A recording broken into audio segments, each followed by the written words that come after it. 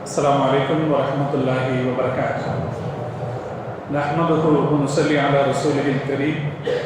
أما بعد فقد قال الله تعالى في القرآن العظيم والفرقان المجيد: الله لطيف بعباده يرزق من يشاء وهو القوي العزيز. صدق الله العلي العظيم. سبحان ربك رب العزة عما يصفون وسلام على المرسلين والحمد لله رب العالمين. اللهم صل على سيدنا محمد وعلى آله وأصحابه وسلم. اللهم صل على سيدنا محمد وعلى آله وأصحابه وسلم. اللهم صل على سيدنا محمد وعلى آله وأصحابه وسلم. கண்ணியத்துக்கும் மரியாதைக்கும் உரிய அல்லாஹ்வின் நல்லடியார்களே, புனிதமிக்க இந்த ரமலான் மாதத்தினுடைய முதலாவது தராவீகை நிறைவேற்றி இங்கே அமர்ந்திருக்கிற நம் அனைவரின் மீதும் அல்லாஹ் ஜல்ல ஜலாலுஹுவின் பேரருள் என்றென்றும் நிறைவாக குடியிருக்குமாக. இந்த ரமலான் மாதத்தினுடைய சகலவிதமான பாக்கியங்களை குறைவின்றி பெற்றுக்கொள்ளக்கூடிய தௌஃபீக்கை அல்லாஹ் நம் அனைவருக்கும் தந்தக்கூடியவானாக. ரமலானில் என்னவெல்லாம் மனிதர்கள் அமல் செய்ய வேண்டும் என்று அல்லாஹ் ஆசைப்படுவானோ அந்த அத்தனை அமல்களையும் நாமும் நம்முடைய குடும்பத்தார்களும் சிறப்பாக நிறைவேற்றிட அல்லாஹ் தௌஃபீக் செய்தல் புரிவானாக. அதற்கு தேவையான உடல் ஆரோக்கியத்தையும் மன நிம்மதியையும் பொருளாதார வசதி வாய்ப்புகளையும் எந்த குறையும் இன்றி அல்லாஹ் நம் அனைவருக்கும் தந்தல் புரிவானாக. இந்த ரமலானில் சீதேவிகள் கூட்டத்தில் எல்லாம் நம் அனைவரையும் சேர்த்தல் புரிவானாக. இந்த ரமலானில் எந்த ஒரு வகையிலும் இந்த ரமலானின் கண்ணியத்தை குறைத்து செயல்படுகிற ஒரு சூழ்நிலையில் இருந்து அல்லாஹ் நம்மையும் நம்மை சார்ந்தவர்கள் அனைவர்களையும் பாதுகாத்தல் புரிவானாக. ரமையான சகோதரர்களே, முஹம்மது ரசூலுல்லாஹி ஸல்லல்லாஹு அலைஹி வஸல்லம் அவர்கள் ரமலானுடைய நாட்கள் வருகிற போது அளவு கடந்த வார்த்தைகளில் ரமலானின் சிறப்பை சமுதாயத்திற்கு எடுத்துச் சொல்வார்கள். அபூ ஹுரைரா ரலியல்லாஹு தஆலா அவர்கள் அறிவிக்கிற ஒரு ஹதீஸ் இருக்கிறது. பெருமானார் ஸல்லல்லாஹு அலைஹி வஸல்லம் அவர்கள் சொன்னார்கள்: இதா கான அவ்வளு லைலத்தின் ரமலான், ரமலானுடைய முதல் இரவு பிறக்கிற போது சுஃபிதத்து ஷயாத்தீன், ஷைத்தான்கள் விலங்கிடப்படுகின்றன. மரதத்தில் ஜின், கெட்ட ஜின்னுகளும் விலங்கிடப்படுகின்றன. வஹுல்லிகத் அப்வாபுன் நார், நரகத்தின் வாசல்கள் அனைத்தும் மூடப்படுகின்றன. ஃபலம் யுஃப்தஹ் மின்ஹா பாபுன், அதில் ஒரு வாசல் கூட திறக்கப்படுவதில்லை. வஃபுதிஹத் அப்வாபுல் ஜன்னா, சொர்க்கத்தின் வாசல்கள் அனைத்தும் திறக்கப்படுகின்றன. ஃபலம் யுஹ்லக் மின்ஹா பாபுன், அதில் ஒரு வாசல் கூட மூடப்படுவதில்லை. யுனாதி முனாதின் குல்ல லைலத்தின், ஒவ்வொரு இரவிலும் வானத்திலிருந்து ஒருவர் அறை கூவி சொல்லிக்கொண்டே இருக்கிறார்: யா பாகியல் கைரி அக்பில், நல்லதை செய்ய நினைப்பவர்களே விரைந்து வாருங்கள், விரைந்து வாருங்கள்.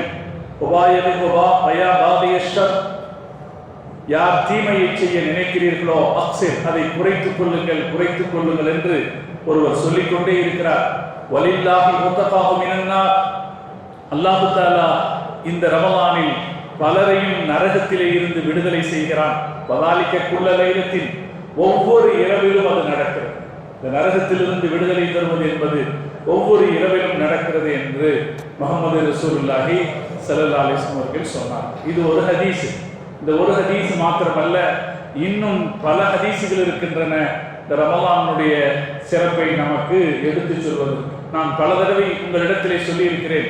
பெருமானார் ஸல்லல்லாஹு அலைஹி வஸல்லம் அவர்கள் வேறு எதன் சிறப்பை பற்றியும் இந்த அளவு மடை திறந்த வெள்ளம் போல் வார்த்தைகளை பிரயோகித்து பேசியதாக நாம் பார்க்க முடியாது. ரமலானுடைய பிறை பிறக்கிற போது, ஷாபானுடைய கடைசி நாள் வருகிற போது நபி ஸல்லல்லாஹு அலைஹி வஸல்லம் அவர்கள் இந்த சமுதாயத்திற்கு இதனுடைய சிறப்பை பல வகையிலும் உணர்த்தி இருக்கிறார்கள். அவர்கள் உணர்த்திய அந்த வழிகாட்டுதலின் அடிப்படையிலே ரமலானை உணர்ந்து கொள்ளக்கூடிய தௌஃபீக்கை அல்லாஹ் நம் அனைவருக்கும் தந்த புரிவானாக. ரமலான் என்பது நம்முடைய வாழ்க்கையில சராசரியாக கிடைத்து விடுகிற ஒரு வாய்ப்பு அல்ல. அல்லாஹ் நமக்கு நாடி தரக்கூடிய மகத்தான ஒரு வாய்ப்பு. இந்த ரமலானில் அல்லாஹு தஆலா நமக்கு சில சிரமங்களை ஏற்படுத்துகிறார். மற்ற காலங்களில் இல்லாத சிரமங்களை ரமலானில் நாம் அனுபவிக்கிறோம். ரமலானில் பகல் காலம் முழுக்க பட்டினி கிடக்கிறோம். பகல் பொழுது என்பது இயல்பாக நமக்கு பசிக்கக்கூடிய பொழுது. இரவு நேரத்தில் பசி அதிகம் எடுக்காது. ராத்திரியில படுத்து நம்ம தூங்கிடுறோம், காலையில எழுந்திரிச்சா தான் நமக்கு பசிக்கும். ஆனா பகல்ல அப்படி இல்லை. காலையில எழுந்த உடனே பசிக்கும், 10 மணிக்கு பசிக்கும், 12 மணிக்கு பசிக்கும், 4 மணிக்கு பசிக்கும், 6 மணிக்கு பசிக்கும், பல நேரங்களில் நமக்கு பசிக்கும். காரணம், சூரியன் இருக்கிறது. சூரியனுக்கும் பசிக்கும் ஒரு சம்பந்தம் இருக்கு. நம்முடைய ஜீரண சக்திக்கும் சூரியனுக்கும் ஒரு சம்பந்தம் இருக்கு. சூரிய வெப்பம் இருக்கிற அளவில் நம்முடைய பசி அதிகமாக இருக்கும். சூரிய வெப்பம் குறைந்து போய் இருக்கிற காரணத்தினால்தான் இரவில் நமக்கு அதிகம் பசிப்பதில்லை. காரணம், இரவில் அதிகம் ஜீரணிப்பதில்லை. முகமது நபி ஸல்லல்லாஹு அலைஹி வஸல்லம் அவர்களுடைய ஹதீஸ்களில் கூட ஒரு விஷயத்தை பார்க்கலாம். ரசூல் ஸல்லல்லாஹு அலைஹி வஸல்லம் அவங்க நோன்பு திறக்கிற விஷயத்தை சொல்லும் போது சீக்கிரமா நோன்பு திறந்துருங்க. அது பகலுக்கு அடுத்து இருக்கிற நேரம். சீக்கிரமா நோன்பு திறந்துருங்க, தாமதப்படுத்தாதீங்க. அதே போல சஹரை பற்றி சொல்கிற போது கடைசியா நீங்க சஹர் செய்யுங்க. சஹர்ல கடைசி நேரத்தில் சஹர் செய்வது சிறந்தது. காரணம், அதுவும் சூரிய வெளிச்சத்திற்கு அடுத்து இருக்கிற நேரம். இப்ப சூரிய வெளிச்சம் இருக்கிற நேரத்துல பசி ஜாஸ்தியா இருக்கும். அப்படி பசி ஜாஸ்தியாக இருக்கிற நேரத்துல பட்டினி கிடக்குமாறு அல்லாஹ் நமக்கு உத்தரவிட்டார். நாம் எல்லோரும் அல்லாஹ்வுக்காக பட்டினி கிடக்கிறோம். நாம் எல்லோரும் அல்லாஹ்வுக்காக பட்டினி, திரும்ப திரும்ப நாம நினைவுபடுத்திக்குவோம், அல்லாஹ்வுக்காக பட்டினி கிடக்கிறோம். அதுவும் கடுமையான வெப்ப நிலையிலே இந்த வருஷம் நமக்கு ரமலான் வருகிறது. அல்லாஹ் தஆலா இந்த வெயில் காலத்தை நம்முடைய நோன்புக்கு இதமான பொழுதாக அல்லாஹ் ஆக்கிய புரிவானாக. நம்முடைய சகோதரர்களில் பலரும் வெயில் வியர்வை சிந்தி உழைக்கிற நிலையில் இருப்பார்கள். நம்முடைய சகோதரிகளும் அப்படித்தான், பலரும் அப்படி வெயிலிருந்து உழைக்கிற நிலையில் இருப்பார்கள். அல்லாஹ் தஆலா அவர்கள் எல்லோருக்கும் இந்த நோன்பை அல்லாஹ் லேசானதாக ஆக்கி வைப்பானாக. அல்லாஹ் அவரவர்களுடைய சிரமத்திற்கு ஏற்பதற்கு பரிசு அல்லாஹ் கொடுப்பான். இப்போ பகல் நேரத்தில் அல்லாஹ்வுக்காக நோன்பு வைத்திருக்கிறோம், பசியோடு காத்திருக்கிறோம். இரவு நேரத்தில் நின்று வணங்குகிறோம். இவ்வளவு நாளா நம்ம ராத்திரி இஷா முடிச்சுட்டு போனோம்னா ஈஸியா போய் படுத்து தூங்கிடுவோம். இவ்வளவு நேரம் நின்று தொழுதுருக்கிறோம், காலு லேசா வலிக்கத்தான் செய்யுது. நான் கூட உட்கார்ந்து பேசிடலாமா அப்படின்னு யோசிக்கிற அளவுக்கு கொஞ்சம் வலிக்கத்தான் செய்யுது. ஆனாலும் அந்த வலியை நாம் தாங்கிக் கொள்கிறோம்.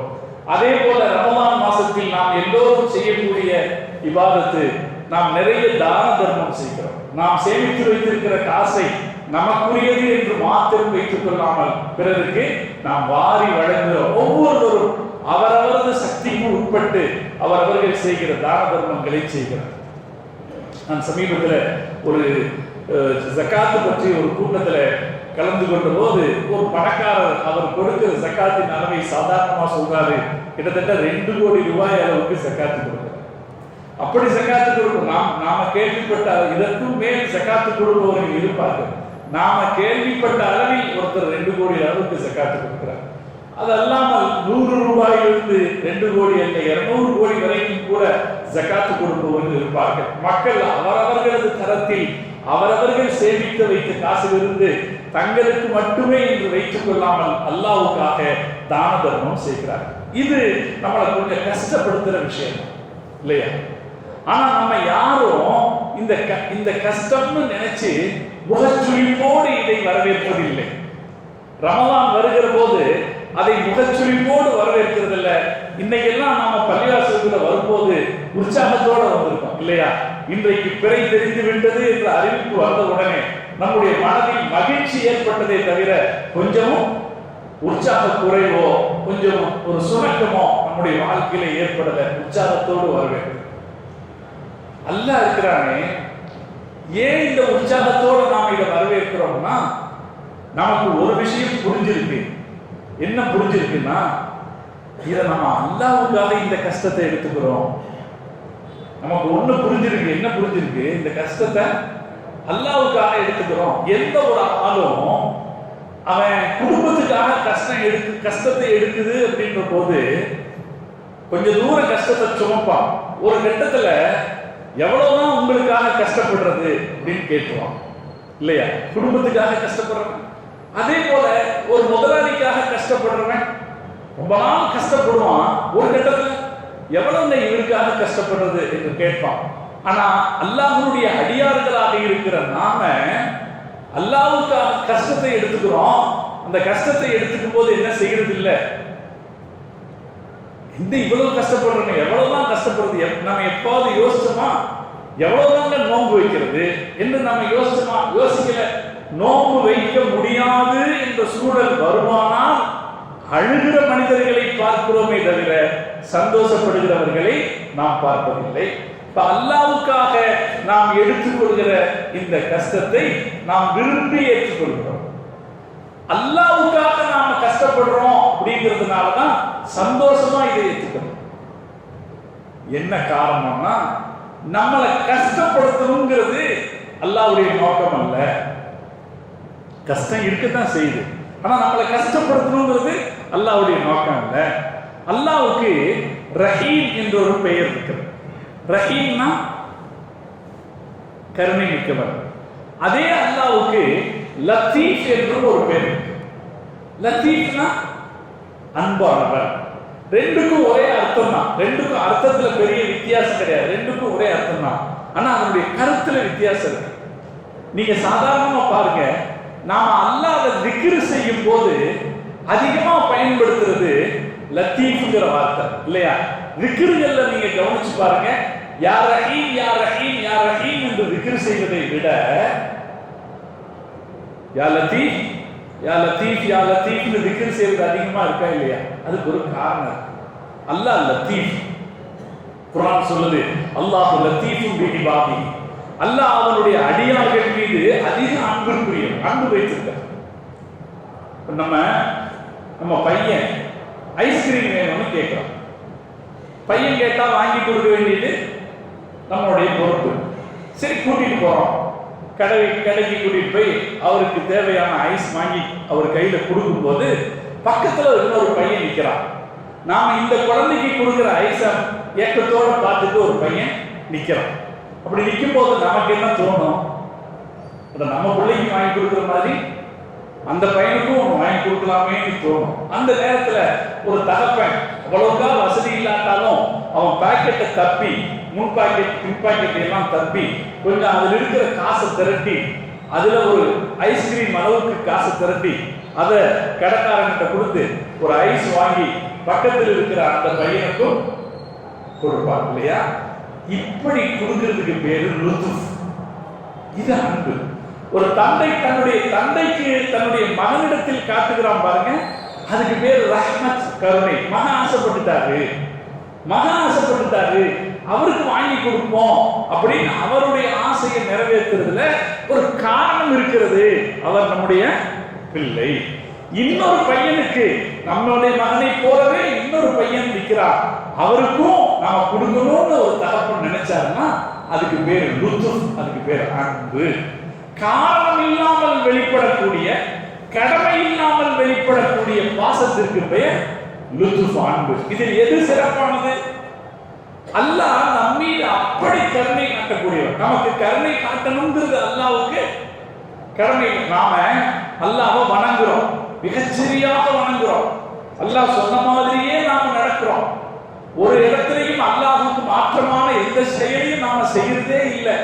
அப்படி நடக்கும் போது அல்லாஹ் நமக்கு ஒன்றை தருகிறான் என்றால் அது ரஹ்மத். ஆனா நாம அப்படி நடக்கிறது இல்லை. எல்லா கடமைகளையும் சரியாக செய்யறது கிடையாது. செய்கிற கடமையை கூட முழுசா செய்யறது கிடையாது. எவ்வளவோ பாவங்களை எல்லாம் நாம செய்துகிட்டு இருக்கும் போதும் கூட அதை பொருட்படுத்தாமல் அல்லாஹ் நமக்கு தர்றான் பார்த்தீங்களா? அதுக்கு பேரு லுத்துஃப். அல்லாஹ் லத்தீஃப். அல்லாஹ் நம்மீது அன்பு காட்டக்கூடியவன், அளவு கடந்து அன்பு காட்டக்கூடியவன், காரணமின்றி நம்மீது அன்பு காட்டக்கூடியவன்.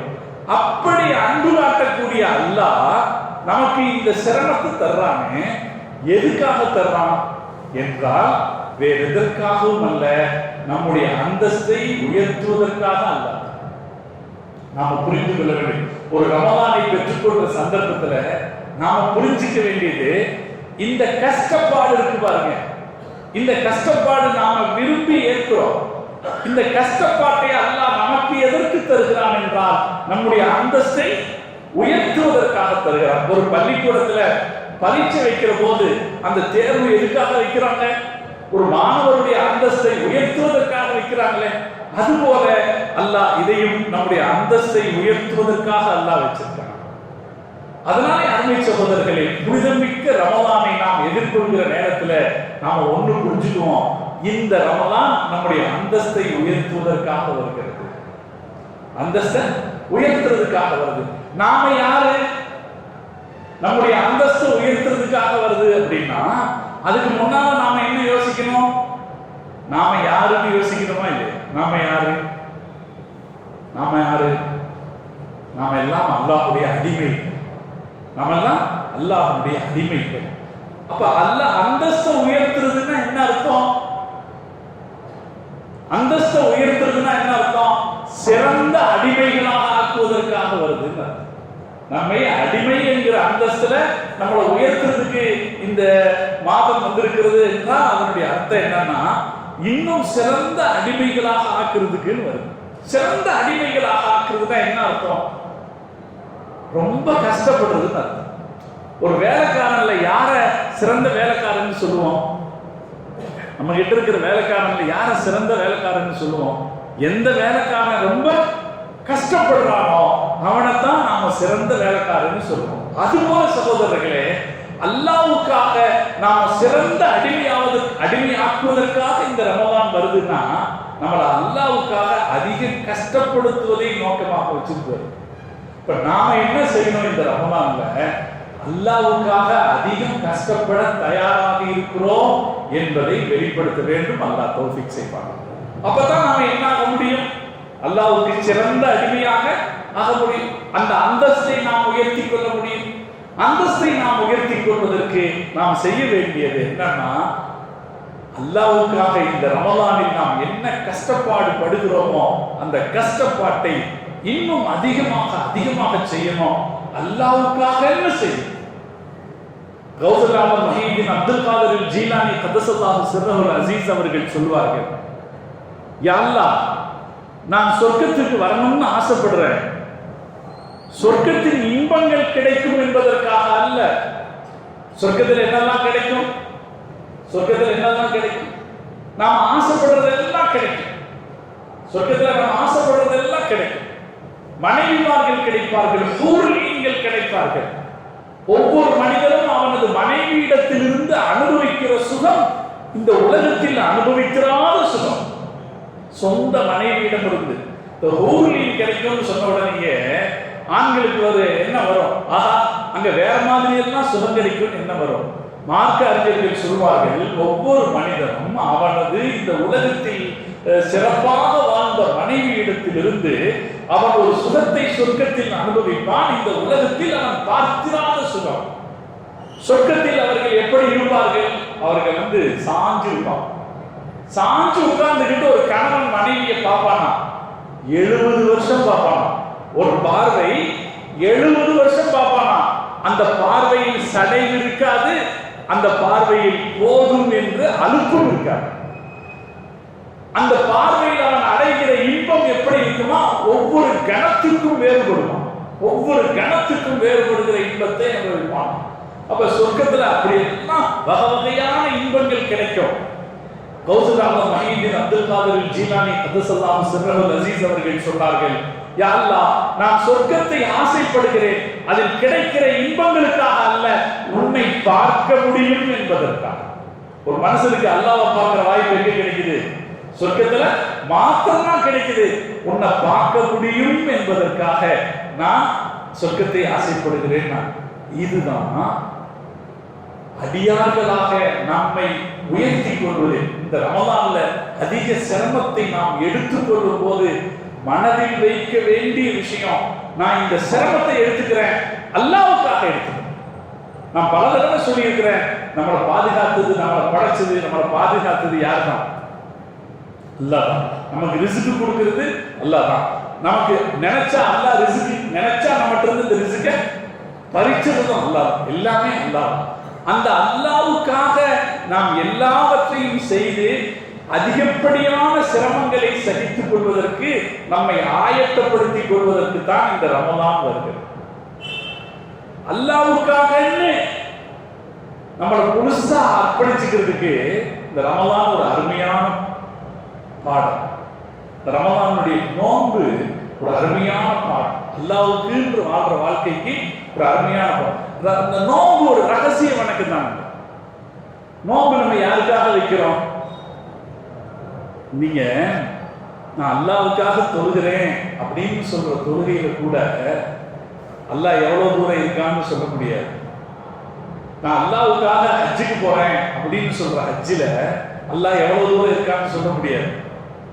நான் அல்லாஹ்வுக்காக தான தர்மம் செய்றேன்னு சொல்றதுல அல்லாஹ் எவ்வளவு இருக்கான்னு சொல்ல முடியாது. நான் அல்லாஹ்வுக்காக நோன்பு வைக்கிறேன் அப்படின்னு சொல்றதுல 100க்கு 100 அல்லாஹ் இருக்கான்.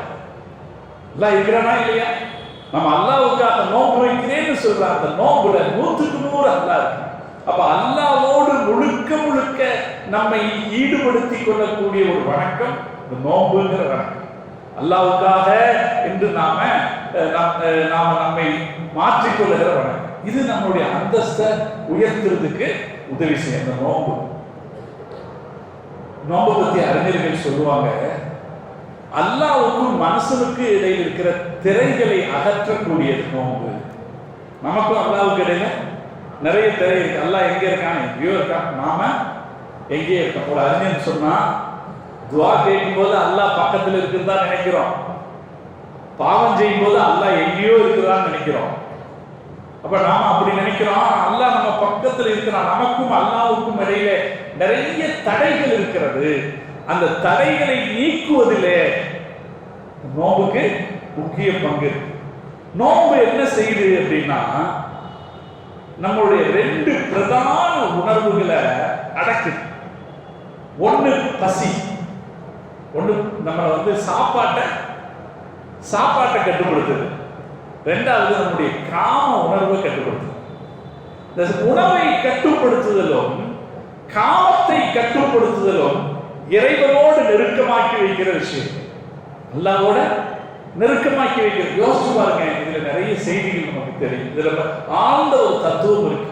வஹபுல் முனப்பில் ரஹ்மத்துல்லாஹி அலைஹி அவர்கள் சொல்வார்கள், லைஸ மின் பனி ஆதம் அஹப்பு இலா ஷைத்தானிஹி மினன் நஊமில் அகூல். மனிதர்களில் ஷைத்தானுக்கு மிக நெருக்கமானவர்கள் யார் என்றால், அதிகமா தூங்குறவனோ அதிகமா சாப்பிடுறவனோ. இப்ப பார்த்தாலும் ஒருத்தர் தூங்கிட்டே இருக்கான்னு வைங்களேன், அவன் யாருக்கு நெருக்கமானவன்? சைத்தானுக்கு நெருக்கமானவன். சாப்பிட்டுக்கிட்டே இருக்கான், சில பேர் இருப்பான் சாப்பிட்டுக்கிட்டே இருக்கான், ரொம்ப சாப்பிடுறவனும் சைத்தானுக்கு நெருக்கமானவன். மனிதர்களுடைய உணர்வுகள்ல அல்லாஹ்விடமிருந்து நம்மை பிரிக்கிறதுல இந்த சாப்பாட்டுக்கு ஒரு முக்கிய பங்கு இருக்கு. அதனால அந்த சாப்பாட்டை கட்டுப்படுத்துகிற போது நமக்கும் அல்லாஹ்வுக்கும் இடையில் இருக்கிற பந்தம் அதிகரிக்குது. நீங்க ஒரு ஹதீஸ் கேள்விப்பட்டிருப்பீங்க. நபி ஸல்லல்லாஹு அலைஹி வஸல்லம் சொன்னாங்க, மனிதனுடைய இரத்த நாளங்களில் எல்லாம் ஷைத்தான் ஓடுகிறான். கேள்விப்பட்டிருக்கீங்களா? எல்லாம் தொழுதுட்டு ரொம்ப களைப்பா உட்கார்ந்துருக்கீங்க. அந்த நேரத்தில் நான் பேசுறது என்னமோ ஒரு மாதிரி இருக்கும். ஆனா இந்த நேரத்துக்கு ரொம்ப முக்கியமான ஒரு விஷயம் தான். மனுஷனுடைய இரத்த நாளங்கள்ல ஷைத்தான் ஒரு ஹதீஸ் கேள்விப்பட்டிருக்குமா இல்லையா? இந்த மனிதனுடைய இரத்த நாளங்களில் ஓடுகிற இந்த ஷைத்தானை கட்டுப்படுத்துறதுக்கு என்ன வழி என்று நபி ஸல்லல்லாஹு அலைஹி வஸல்லம் அவர்கள் சொன்ன ஒரு ஹதீஸ் இருக்கிறது. லையுகு மஜாரிஹு பில் ஜூ. ஷைத்தான் ஓடுகிற அந்த இடத்தை பசியால் அடக்குங்கள். ஷைத்தான் ஓடுறான் இல்லையா, ஷைத்தான் ஓடுகிற அந்த இரத்த நாளத்தை நீங்கள் பசியால் நெருக்கடிக்குள்ளாக்குங்கள். இப்போ பசியில நாம இருக்கும்போது இயல்பாக நம்மகிட்ட இருக்கிற எல்லா திமிரும் குறையுமா குறையாது? பசியை நோம்ப சில பேர் பணக்காரங்களுக்கு ஏழையின் சிரமத்தை புரிய வைப்பதற்காக அப்படின்னு விளக்கம் சொல்லுவாங்க. எதுக்கு நோன்பு வைக்கிறோம்? ஏழையின் சிரமத்தை புரிய வைக்கிறது. அப்படின்னா ஏழையும் வைக்கிறாங்க, ஏழையும் தானே வைக்கிறார், பணக்காரருக்கு மட்டும் நோன்பு இல்லையே. இது பணத்தினுடைய இந்த பசி என்ன செய்யுதுன்னா, பிரதானமாக பசி என்ன செய்யுது, ஷைத்தானுடைய ஓட்டத்தை அது தடுக்கிறது. மனுஷனுக்கும் அல்லாஹ்வுக்கும் இடையில தடையா இருக்கிற ஒரு பெரிய விஷயம் இபிலிஸ் தான். மனுஷனுக்கும் அல்லாஹ்வுக்கு இடையில தடையா இருக்கிறது இபிலிஸ் தான். இந்த இபிலிஸை தடுக்கிறதுல இந்த பசிக்கு ஒரு முக்கிய பங்கு இருக்கு. ஹஜ்ஜுக்கு போறாங்கல்ல, ஹாஜிய ஹஜ்ஜுக்கான முதல் அமல் எங்கிருந்து ஆரம்பிக்குதுன்னா இஹ்ராம் கட்டுறதுல இருந்து ஆரம்பிக்குது. இஹ்ராம் கட்டிட்டு நான் அல்லாஹ்வுக்காக ஹஜ் செய்ய போறேன், இஹ்ராம் பார்த்துருக்கீங்களா இல்லையா? ஹஜ் உம்ரா கூட இஹ்ராம் கட்டிட்டு போறோம். அது எங்க முடியுது அப்படின்னா ஷைத்தானை கல்லெறிகிறதுல முடியும். ஹஜ் எதுல முடியும்? ஷைத்தானை கல்லெறிகிறதுல முடியும். அது பெரிய ஒரு தத்துவத்தை சொல்லுது. மனுஷனை அல்லாஹ்விலிருந்து பிரிக்கிறதுல முக்கிய இடம் வகிக்கிறது யாரு? ஷைத்தான் தான். இந்த ஷைத்தானை கட்டுப்படுத்துவதில் நாம அதிக சிரத்தை எடுத்துக்கொள்ள வேண்டும். கட்டுப்படுத்துறதுல நாம சிரத்தை எடுத்துக்கிட்டோம்னா நபி ஸல்லல்லாஹு அலைஹி வஸல்லம் அவங்க சொன்னாங்க, லௌலா அன்ன ஷயாத்தீன யஹூமுன அலா குலூபி பனி ஆதம், மனிதர்களுடைய இதயங்களை ஷைத்தான் ஆட்கொள்ளவில்லை என்றால் லநலரு இலா மலக்கூத்தி ஸமாவாத், அல்லாஹ்வுடைய ராஜ்யங்களை மக்கள் பார்ப்பார்கள். வானத்தில் என்ன நடக்குது, மேல என்ன நடக்குது, மலக்குகள் என்ன பேசிக்கிறாங்க, பூமிக்கடியில் என்ன நடக்குது, இது எல்லாம் யார் பார்ப்பா? மனிதர்கள் பார்ப்பாங்க. எப்ப? ஷைத்தானை அவர்கள் கட்டி ஆண்டால் என்று நபி ஸல்லல்லாஹு அலைஹி வஸல்லம் சொன்னார். அதனால ஷைத்தானை கட்டி ஆள்றதற்கு இந்த நோன்பு முக்கிய பங்கு அல்லாஹ் தௌஃபீக் செய்வாங்க. நாளையிலிருந்து நம்ம நோன்பு வைக்கிறோம், அல்லாஹ்வுக்காக நோன்பு வைக்கிறோம், அல்லாஹ்வுக்காகத்தான் பசியோடு. அந்த பசியோடு இருக்கிற அந்த நேரம் இருக்க நம்மை அல்லாஹ்வோட நெருக்கமாகுது. அதுக்கு என்ன செய்யணும் என்றால் அந்த நோன்பு சரியான நோன்பாக இருக்கு. நான் மீண்டும் சொல்றேன், இது எல்லாம் எதற்காகன்னா நம்முடைய அந்தஸ்தை உயர்த்துவதற்காக. நாம நோக்கிற நோன்பு சரியா இருக்கணும்னா 8 உறுப்புகளை கட்டுப்படுத்த வேண்டும் என்று மார்க்க அறிஞர்கள் நமக்கு கற்றுத் தருவார்கள். 8 உறுப்புகளை கட்டுப்படுத்தும். அதுல 2 இயல்பாக நோன்பு வச்சாலே கட்டுப்பாட்டுக்கு வந்துருது. ஒண்ணு நம்முடைய வயிறு, இன்னொன்னு நம்முடைய மர்ம உறுப்பு. இது 2 இயல்பாக கட்டுப்பாடு. அப்படித்தானே? நோன்பு வச்சா சாப்பிட மாட்டோம், நோன்பு வச்சா நம்ம இதுக்கும் வேலை இல்லை. அப்ப இந்த 2 உறுப்புகளும் இயல்பாக கட்டுப்படும். இது தவிர 6 உறுப்புகளை நாம் சுயமாக கட்டுப்படுத்த வேண்டும். மிக நுணுக்கமாக நாம கவனிக்க வேண்டிய விஷயம் இது. 6 உறுப்புகளை நாம் சுயமாக கட்டுப்படுத்தணும். அறிஞர்கள் சொல்லுவாங்க, இந்த 8 உறுப்புகளை கட்டுப்படுத்தாமல் நோன்பு வைப்பது வைக்காமல் இருப்பதற்கு சமமானது. இந்த 8 உறுப்புகளை கட்டுப்படுத்தாமல் நம்ம நோன்பு வைக்கிறோம்னு சொன்னா வைக்காம இருக்கிறதுக்கு சமம். அதுக்காக வைக்காம இருக்க முடியாது. இது ரமலானுடைய நோன்பு, நம்ம வச்சுதான் ஆகணும். ஆனா 8 உறுப்புகள் கட்டுப்படுத்தப்படுகிற போதுதான் நோன்பு உண்மையான நோன்பாகிறது. அல்லாஹ் தௌஃபீக் செய்வானாக. எதை நான் சொல்றேனோ அதை எனக்கு உங்களுக்காக மட்டும் சொல்லலை, எனக்காகவும் சேர்த்து சொல்றேன். இது நம்மை நாம் பக்குவப்படுத்திக் கொள்வது, நம்முடைய அந்தஸ்தை உயர்த்தி கொள்வதற்காக இந்த ரமலான் நமக்கு வந்திருக்குது. அப்படி உயர்த்தி கொள்ளணும்னா அதுக்கு சில வழிவகைகள் இருக்கு. அதுல ஒண்ணு, நாம அல்லாஹ்வுக்காக அதிகம் கஷ்டப்படணும். அதிகம் கஷ்டப்படுறதுதான் நோன்பு. ஆனா இந்த நோன்புல நாம புரிஞ்சு வச்சிருக்கிற நோன்பு சஹர் செய்து நோன்பு இருக்கு. இஸ்லாம் நோன்பு நம்ம புரிஞ்சு வச்சிருக்கோம். இதுக்கு உள்ளார மார்க்க அறிஞர்கள் சொல்லுவாங்க 8 உறுப்புகளை கட்டுப்படுத்தணும். அதுல 2 இயல்பாக கட்டுப்பாட்டுக்குள்ள வந்துருது. ஒண்ணு வயிறு, இன்னொன்னு மர்மஸ்தான். நாம அடுத்து கட்டுப்படுத்த வேண்டிய உறுப்பு நம்முடைய கண்ணு. நம்முடைய கண்ணு, நம்முடைய காது, நம்முடைய நாக்கு, நம்முடைய கல்பு, நம்முடைய கை, நம்முடைய 2 கால். இந்த 6 உறுப்புகளும் நோன்பு வைக்க வேண்டும். நபி ஸல்லல்லாஹு அலைஹி வஸல்லம் அவர்கள் சொன்னார்கள் சஹாபாக்களுக்கு, நீ நோன்பாக இருக்கிறேன்னா உன் நாவு நோன்பு வைக்கட்டும். நம்முடைய கண்ணை நோன்பு வைக்கணும். கண்ணு எது அல்லாஹ்வுக்கு மாற்றமான விஷயத்தையும் பார்க்க கூடாது. அல்லாஹ் தௌஃபீக் செய்வானாக. எனவே நாளையிலிருந்து நாம நோன்பு வைக்க போறோம். இந்த 1 மாசம் நாம நோன்பு இருப்போம், கஷ்டப்படுறோம். இந்த கஷ்டப்பாடு நம்மை உயர்த்துகிற கஷ்டப்பாடாக இருக்க வேண்டும் என்றால் நம்முடைய பார்வை நோன்பு வைக்க வேண்டும். தேவையில்லாததை நான் பார்க்க மாட்டேன் என்று ஒரு உறுதி எடுத்துக்கொள்ள வேண்டும். அல்லாஹ் தௌஃபீக் செய்வானாக. எடுத்துக்கலாமா? தேவையில்லாத, தேவையானதை நம்ம பார்த்துக்கலாம், தேவையில்லாததை பார்க்கணும். நம்ம பார்க்கறதுல பெரும்பாலும் தேவையில்லாதது.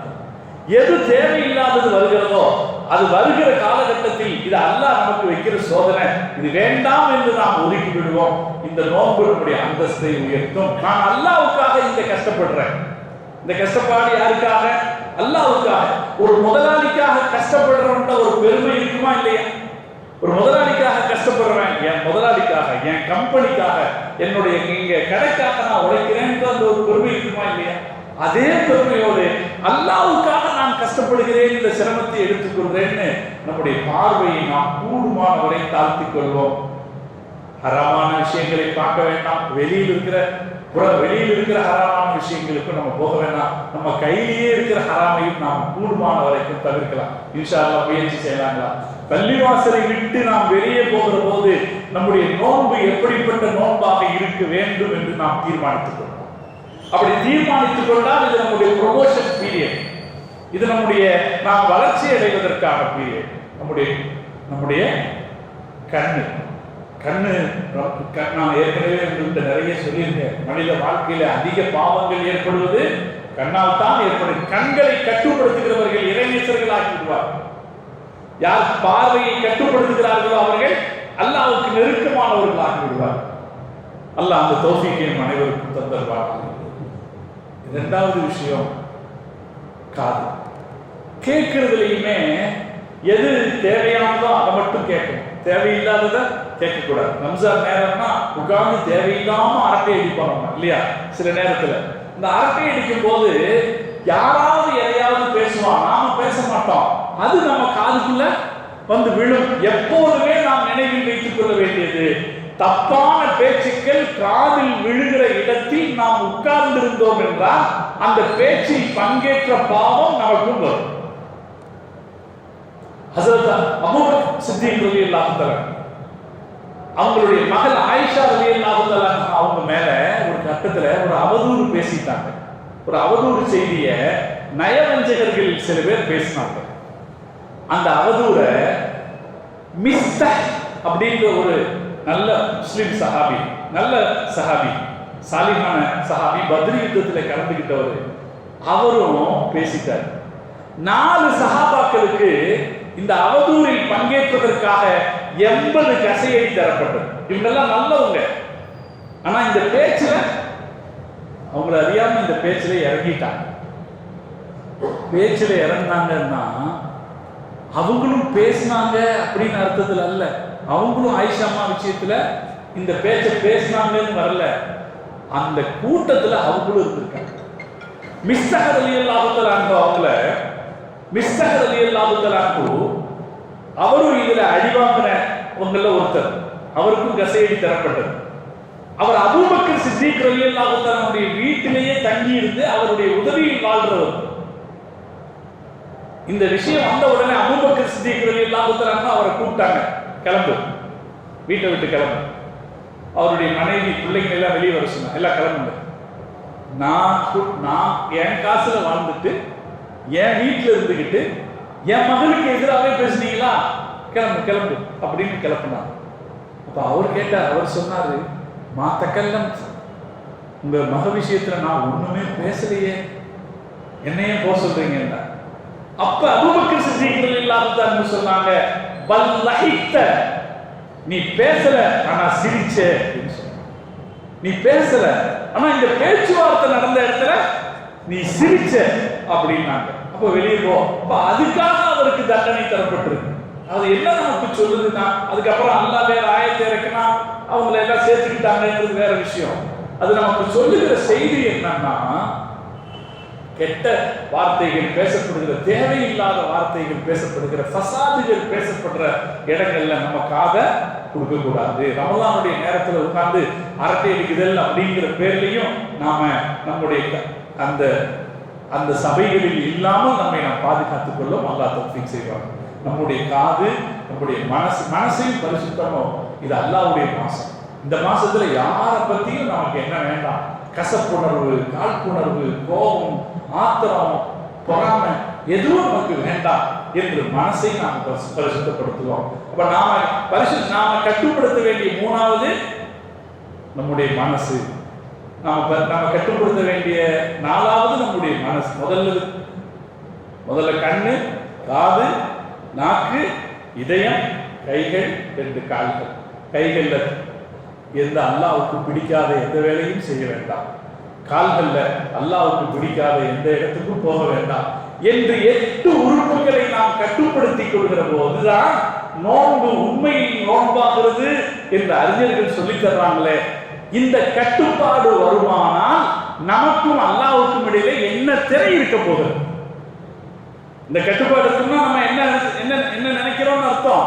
அல்லாஹ் நமக்கு முன்னாடி இருக்கிறான்னு அர்த்தம். நாம் பேச்சை கட்டுப்படுத்திக்கிறோம், நாம பார்வையை கட்டுப்படுத்திக்கிறோம், நாம கேட்பதை கட்டுப்படுத்திக்கிறோம்னா நமக்கும் அல்லாஹ்வுக்கும் இடையில் இருக்கிற திரைகள் எல்லாம் அகன்று போச்சு. இந்த சிரமத்தை நாம் எடுத்துக்கொள்ள வேண்டும். அல்லாஹ் தௌஃபீக் செய்வாங்க. இது கஷ்டம் தானே?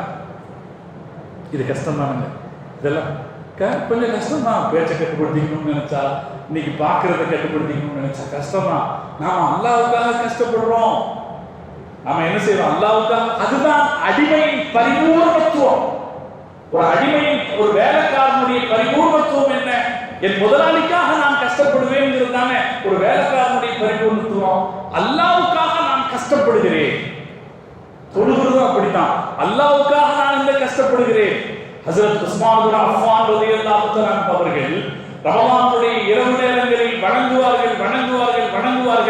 ஒரு முறை குர்ஆன் ஓத ஆரம்பித்து விட்டால் அதை நிறுத்த முடியாது. அவர்களால் தொழுது கொண்டே இருப்பார்கள். கால் வலிக்கும். 2 கால்ல நிற்கும் போது கால் வலிக்கும். அதனால் ஒரு காலை உயர்த்திடுவாங்க. ஒரு காலை கொஞ்ச நேரத்துக்கு ஒரு காலை உயர்த்திடுவாங்களாம். அதுக்கப்புறம் கால் கொஞ்சம் கொஞ்சம் ரிலாக்ஸ் பண்ணிட்டு அதுக்கப்புறம் இன்னொரு காலில் நிற்பாங்க. உஸ்மான் பின் அஃபான் ரலியல்லாஹு தஆலா அவர்கள் அப்படி சொல்வார்கள். என்ன அர்த்தம் அதுக்கு? நான் அல்லாஹ்வுக்காக இவ்வளவு அர்ப்பணிப்புக்கு தயாராக. இது சாதாரணமானதல்ல. இந்த சிரமங்களை நாம் அல்லாஹ்வுக்காக என்று எடுத்துக்கொள்ள நமக்கும் அல்லாஹ்வுக்கும் இடையில் இருக்கிற திரை விலகும். நாம் அல்லாஹ்வுக்கு நெருக்கமானவர்களா? அல்லாஹ் தௌஃபீக் செய்வாங்க.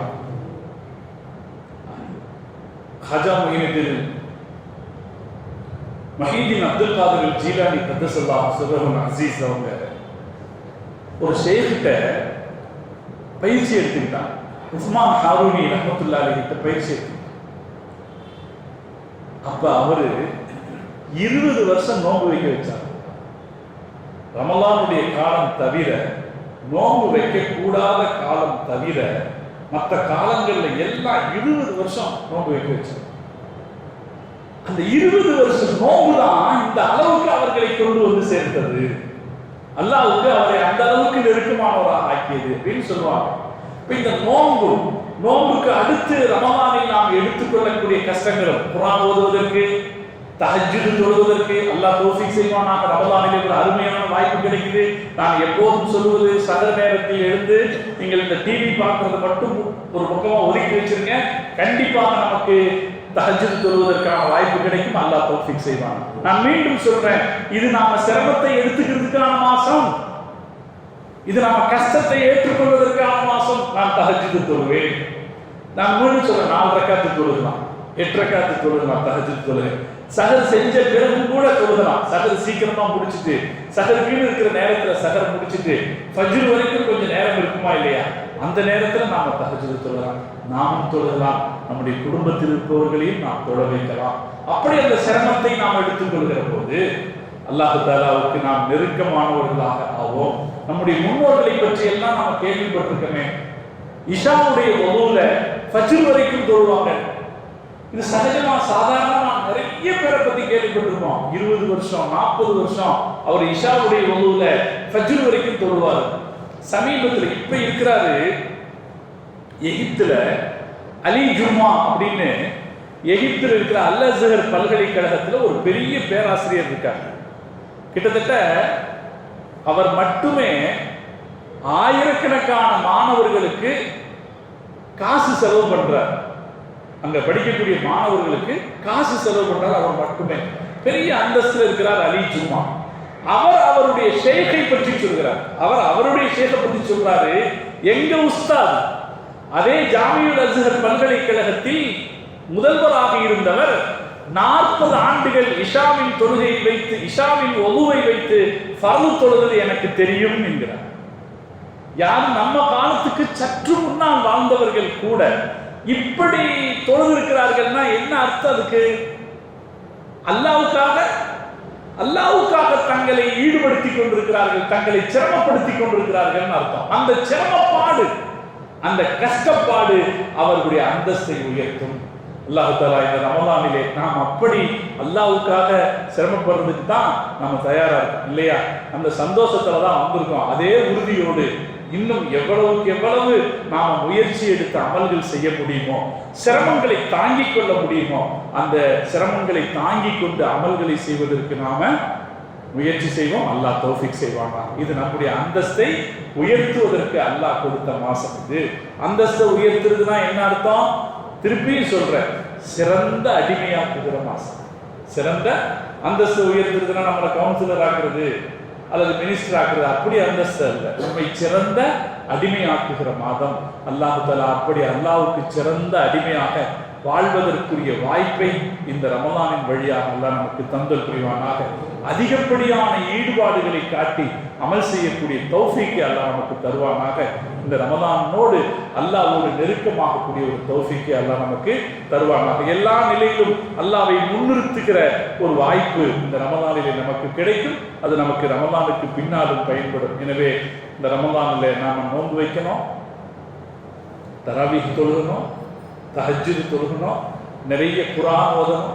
நான் அடிக்கடி சொல்லியிருக்கிறேன் உங்களுக்கு, நிறைய குர்ஆன் ஓதுவதற்கான காலம். முழுசா ஓத தெரிஞ்சா முழுசா ஓதலாம், அல்லது ஓத தெரிஞ்சதை நிறைய ஓதலாம். நமக்கு யாசீன் தான் ஓத தெரியுமா, அந்த யாசீனை ஒரு நாளைக்கு ஏன் 10 யாசீன் ஓதக்கூடாது? ஒரு நாளைக்கு 10 யாசீன் ஓதலாமா இல்லையா? குறைஞ்சபட்சம். குல் ஹுவல்லாஹு தான் ஓத தெரியுமா, ஏன் ஒரு நாளைக்கு 1000 குல் ஹுவல்லாஹ் ஓதக்கூடாது? முஹம்மது ரசூலுல்லாஹி ஸல்லல்லாஹு அலைஹி வஸல்லம் அவர்கள் ஒரு சஹாபியை சொர்க்கவாசி என்றார்கள். ஏன் அவர் சொர்க்கவாசியார்னா, இவர் குல் ஹுவல்லாஹுவை நேசிக்கிறார் என்று பெருமானார் ஸல்லல்லாஹு அலைஹி வஸல்லம் அவர்கள் சொன்னார். அதனால எவ்வளவு தூரம் அதிகம் ஓத முடியுமோ. நாம் கவனிக்க வேண்டியது என்னன்னா, எவ்வளவு சிரமம் எடுத்துக்கொள்வதற்கு நாம் தயாராக இருக்கிறோம் என்பதை பொறுத்து இந்த மாதம் நம்முடைய அந்தஸ்தை உயர்த்தும். எல்லா நிலையிலும் அப்படி உயர்த்துகிற தௌஃபீக்கை அல்லாஹ் நம் அனைவருக்கும் தந்தல் புரிவானாக. இந்த ரமலானுடைய முதல் நாளில் இது நினைவூற்றப்பட வேண்டும்ன்றதுனால நான் இன்றைக்கு உங்கள்கிட்ட இதை பற்றி சொன்னேன். இன்ஷா அல்லாஹ் நம்முடைய பள்ளிவாசல்ல ஒற்றைப்படை இரவுகள்ல தொடர்ந்து சொற்பொழிவு நடக்கிறது பழக்கம். அந்த வகையில் அல்லாஹ் தௌஃபீக் செய்வானாக. நம்முடைய இந்த நிகழ்ச்சியை அல்லாஹ் அவனுக்காக செய்யப்படுகிற ஒரு அமலாக அல்லாஹ் கபூல் செய்தல் புரிவானாக. அதில் நாம் என்ன கேட்கிறோமோ அதை அல்லாஹ் நமக்கு பயனுள்ளதாக ஆக்கிய புரிவானாக. இந்த வருஷம் நாம் உலகம் எங்கும் இஸ்லாம் எப்படி பரவுச்சு, அது என்னென்ன தாக்கங்களை ஏற்படுத்தியது அப்படிங்கிற தலைப்பில் பல விஷயங்களை நாம் பார்க்க இருக்கிறோம். நமக்கு நாம் அறிந்து கொள்வதற்கான நிறைய செய்திகள் இருக்கு. அரபு நாட்டுக்குள்ள இஸ்லாம் எப்படி பரவுச்சு, நம்ம இந்தியாவில் இஸ்லாம் எப்படி பரவும், சின்ன நிறைய செய்திகள் இருக்கு. இப்போ எகிப்துக்கு இஸ்லாம் போனது ஹிஜ்ரி 21. நம்ம நாட்டுக்கு இஸ்லாம் வந்தது ஹிஜ்ரி 5.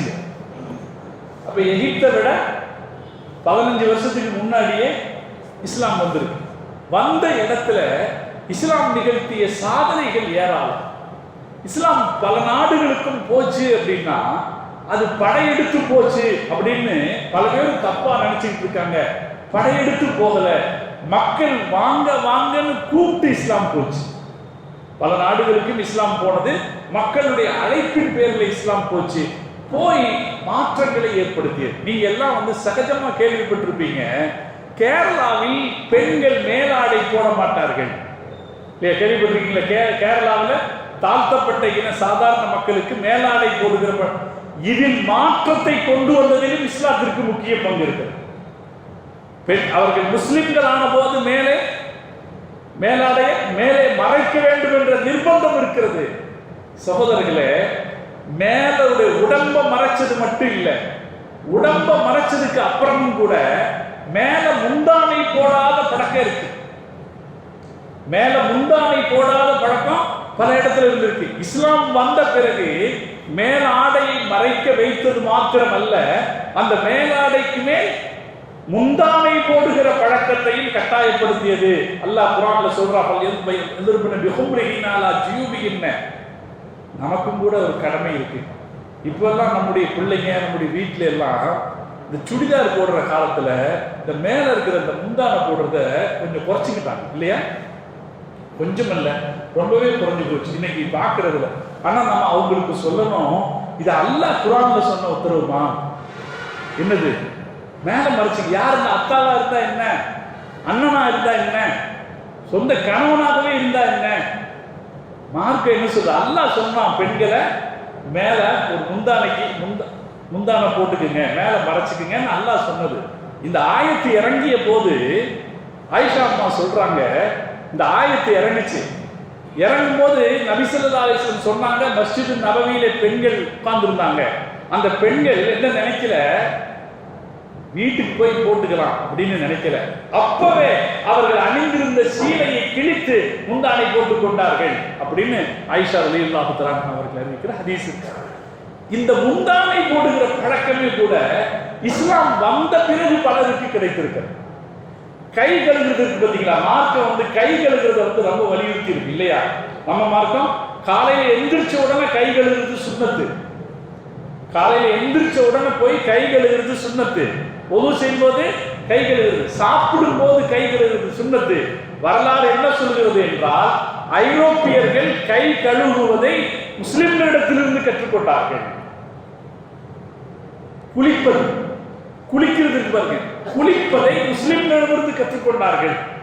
யார்? ஐரோப்பியர்கள் முஸ்லிம்களிருந்து கற்றுக்கொண்டார்கள் இருக்கு. அதனால இந்த இஸ்லாம் உலகம் முழுக்க பரவிய வரலாற்றில் நமக்கு நிறைய செய்திகள் இருக்கிறது. அதில் நம்முடைய மார்க்கத்தின் பெருமைகள் நிறைய இருக்கு, நம்முடைய வரலாறும் இருக்கிறது. இன்ஷா அல்லாஹ் இனி வரக்கூடிய நாட்கள்ல ஒவ்வொரு பகுதிகளிலும் இஸ்லாம் எப்படி பரவியது என்கிற தலைப்பின் கீழே அதில் இடம்பெற்றிருக்கிற பல செய்திகளையும் இன்ஷா அல்லாஹ் நாம் பார்க்க இருக்கிறோம். அல்லாஹ் ஜல்ல ஜலாலுஹு அவற்றை நமக்கு பயனுள்ளதாக அல்லாஹ் ஆக்கிய புரிவானாக.